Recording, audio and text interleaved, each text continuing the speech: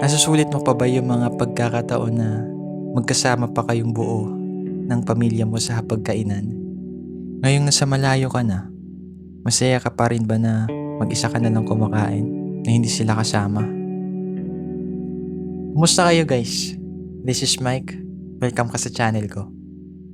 May time ba na sabay kayo kumakain ng pamilya mo sa hapagkainan? Yung tipo na hindi kayo kakain hanggat wala pa yung iba. Kailangan kumpleto kayo doon sa mesa habang ninanamnam yung sarap ng pagkain na niluto ng nanay or ng tatay mo. Kasi kami, guys, ganun kami. Lalo na kung masarap talaga yung ulam. Lalo na kung may mga okasyon. Kulang na kulang kung hindi kami kompleto. Hindi magiging masarap yung pagkain kung kulang kayo sa hapagkainan na yun. Simula pa nung bata pa ako, guys, nakasanayan naming buong pamilya na sabay-sabay kami kumakain. Even kapag nasa school kami, walang araw na hindi kami buo. For example, pag nasa school kami, sila na sa mga trabaho. Ang oras na pwede kaming magsabay talagang kumain is tuwing gabi na. Hindi na namin yun pinapalagpas na hindi kami buo. Na hindi kami buo magsalo-salo sa hapagkainan na yun. Iba kasi guys yung dala eh. Lalong-lalo na kung nakasanayan ng buo mong pamilya na kumpleto kayo kumakain. Kahit nasabihin natin na napakasimple ng ulam, diba? Nung time na yun, grabe yung hirap ng buhay namin nun eh. Kung ano yung nakahain dyan sa mesa, yun lang kakainin namin. Sabihin natin, hindi siya madaming ulam, sakto lang, kunti lang. Paghahatian namin yun. Iba yung dala pag kumpleto kayo dun. Kahit hindi man masarap yung ulam, nagiging masarap siya. Hanggang sa nag-college pa rin ako guys, ganun pa rin kami. Buo pa rin kami kumakain. Hindi nga lang tanghali, kundi pagsapit ng gabi, dinner time. Yan, sabay talaga kami niyan. At alam nyo guys, yung nabubuong kwentuhan at ingay doon habang kumakain kayo. Siya talaga yung nagiging dahilan para mabusog ka, napapadami yung kain mo, mas lalong sumasarap yung ulam, yung mga nakahain sa mesa. May pagkakataon na nai-share mo yung mga problema mo. Kung sa school ka man, kung nasa trabaho ka man, malayan yung napag-uusapan yun kasama ng mga magulang mo. May pagkakataon din na nagchichismisan kayo. Kung ano yung naisipang ikwento ng nanay mo, ng tatay mo, andun mo na lang nalalaman talaga. Yung mga trending na chismis, andun mo talaga siya malalaman. Napakasaya niyang moment na habang kumakain kayo, ang dami niyong pwedeng pag-usapan. Ang sabi nila, dapat daw kapag kumakain kayo, tahimik lang. Kasi nawawalan daw ng respeto yun sa pagkain. Siguro yung masasabi ko lang doon, nawawalan ng respeto. Siguro yung mga pagkakataong nagkakaroon ng away ang buong pamilya. Yun yung nakakalungkot. Yun yung masasabi ko na nakakawalang gana kumain. Buo man kayo dun sa mesa na yun pero andun yung sigawan, andun yung galit kayo sa isa't isa, andun yung nagmumurahan kayo habang kumakain, yung iba tinatapon na yung kanin. Yun yung masasabi ko na traumatic, lalong-lalo sa mga taong nakakaranas doon.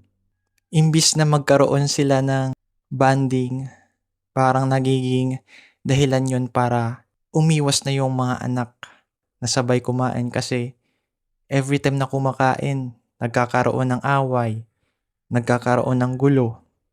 Ang swerte ko guys kasi napunta ako sa isang pamilya na habang kumakain kami, kwentuhan lang, tawanan lang, chismisan lang. Hindi kami dumating sa punto na nagsisigawan kami, nagmumurahan. Napaka-bless ko kasi naranasan ko yun. At malaki yung kalungkutan ko pag once may nakikita akong ganong pamilya.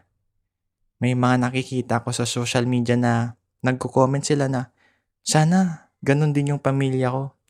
Sana ganito si mama. Sana ganito si papa. Sana andito yung kapatid ko. Sana andito pa sina lola, sina lolo. Sana hindi sila nagkakawatak-watak. Sana nakukuha naming tumawa, magkwentuhan ng mahinahon, yung hindi nagsisigawan, hindi nagmumurahan. Pag nakakita ko ng mga ganong komento, nasasaktan ako kahit hindi ko pa siya nararanasan.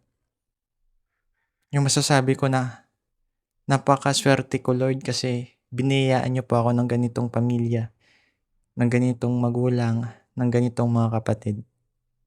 Kayo guys, alin kayo sa mga ganon na pamilya? Yung tahimik lang, pero wala namang away, o yung maingay naman, pero nagmumurahan, or di kaya maingay na nagtatawanan, nagkukwentuhan. Alin kayo dun guys? Pwede nyo siya i-comment para mabasa natin. Pwede natin yan pag-usapan. Dumating guys yung challenging na part, lalo na kung nakasanayan mo na yun. Yung nagkaroon ako ng trabaho sa malayong lugar. Yung kailangan mong lumayo sa comfort zone mo, na kailangan mong lumayo sa pamilya mo para lang masuportahan yung pangarap mo, para magkaroon ka ng ambag sa pamilya mo, masuklian yung mga sakripisyong binigay nila sa'yo. At dun ko na-realize at dun ko naramdaman kung gaano kalungkot, kung gaano kahirap pag mag-isa ka na lang kumakain sa hapagkainan. Yung tipong cellphone mo na lang yung kaharap mo, yung tipo na kunting-kunti lang kinain mo pero parang sobrang busog mo. Yung tipo na pumapayat ka na kasi napakakunti lang yung nakakain mo. Kasi ikaw lang mag-isa. Umiiba yung lasa ng pagkain guys. Kahit masarap naman yung pagkain, parang nawawalan ka ng gana. Kayo guys, isa ba kayo ngayon na mag-isa na lang kumakain? Walang kasabay? Dahil nasa malayo kayo? Sa ibang bansa? Ano yung mga namimiss mong mga bagay, mga moments na kasama mo sila na habang kumakain kayo? Pwede mo yan guys i-comment para naman gumaan-gaan yung kalooban mo sa tuwing namimiss mo sila. Napakahalaga na sulitin mo yung mga pagkakataong kasama mo pa sila sa tuwing kumakain kayo. Kasi alam mo ba kung bakit?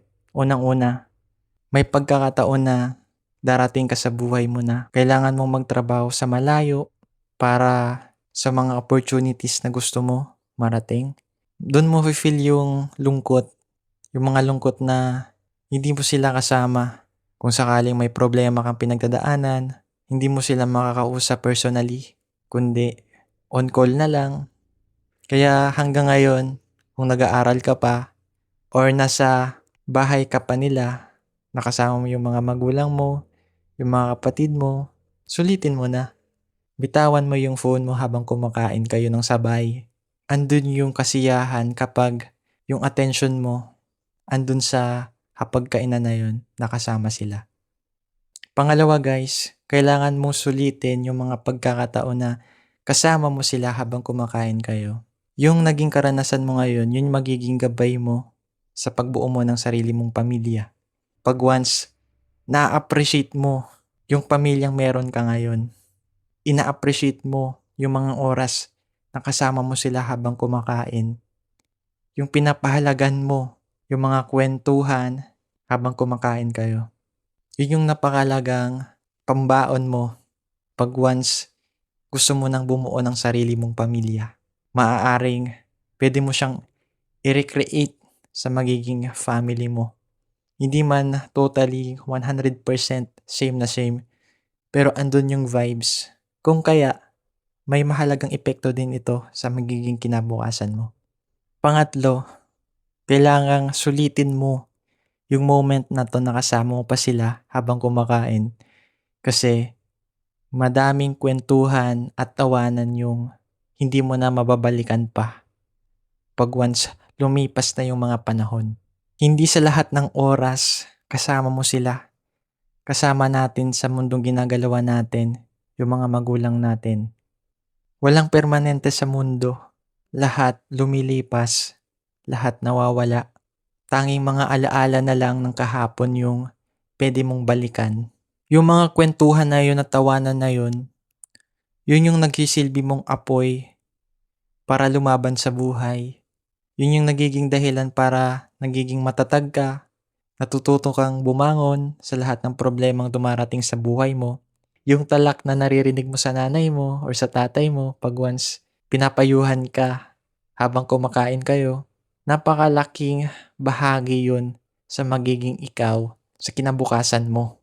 Kung isa ka sa mga tao na hindi mo masusulit na kasama sila kasi wala kang choice, wala kang option dahil ba sa may problema kayo or dahil sa malayo kayo sa isa't isa ng pamilya mo, subukan mo pa rin guys.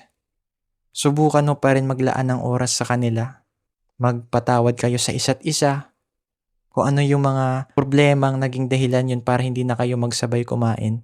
Kalimutan nyo na yung nakalipas. May pagkakataon pa rin na sila yung dahilan ng ngiti mo. Sila yung dahilan kung bakit malakas ka.